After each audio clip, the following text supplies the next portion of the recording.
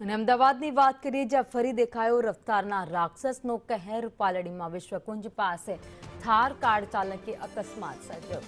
Car ચાલકે Activa ચાલકને અડફેટે લેતા તે ઇજાગ્રસ્ત થયો છે. ઉશ્કેરાયેલા ટોળાએ કાર પર પથ્થરમારો કર્યો હતો. પોલીસે ઘટના સ્થળે પહોંચી સ્થિતિ ઉપર કાબુ મેળવ્યો તો એક્ટિવા ચાલકને ગંભીર ઇજા થતા તેને તાત્કાલિક હોસ્પિટલ ખસેડવામાં આવ્યો છે. તો અમદાવાદમાં રફતારના રાક્ષસો છે બેફામ બન્યા છે. મન ફાવે તેમ રસ્તા ઉપર વાહનો હંકારી રહ્યા છે. ત્યારે આવા રસ્તા ઉપર રખડતા જે રફતારના રાક્ષસો છે એમના ઉપર ક્યારે હવે લગામ લાગશે તેને લઈને પણ સવાલ છે. કારણ કે એક તરફ પોલીસ દાવા કરે છે પેટ્રોલિંગના, પરંતુ બીજી બાજુ સ્થિતિ અમદાવાદની તમે જોઈ રહ્યા છો, જ્યાં દર 2-4 દિવસે આવા અકસ્માતના બનાવો સામે આવે છે.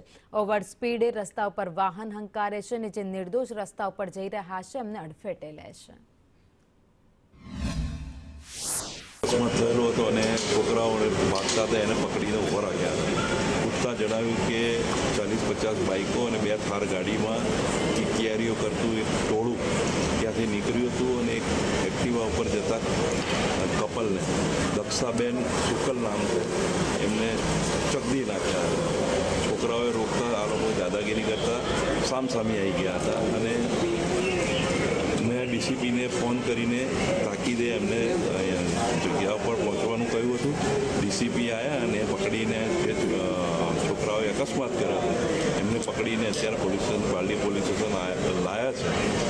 દક્ષાબેનની હાલત સુધારાઓ નહીં સુધરે અમદાવાદ શહેરમાં રફતારના રાક્ષસ. આવું એટલા માટે કહેવું પડી રહ્યું છે કે સતત અકસ્માતોની સંખ્યામાં વધારો થઈ રહ્યો છે અને બેફામ ડ્રાઇવિંગના લીધે નિર્દોષોના જીવ જોખમમાં મુકાઈ રહ્યા છે.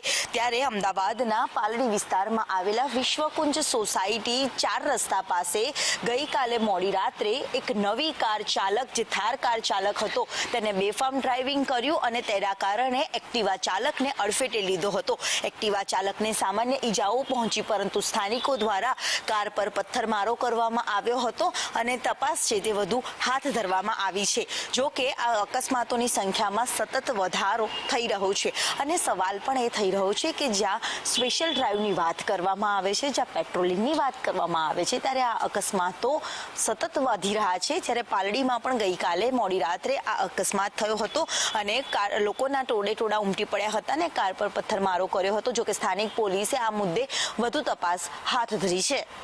કેમેરામેન ચેતન પરમાર સાથે દિવ્ય ચૌહાણ, સંદેશ ન્યૂઝ, અમદાવાદ.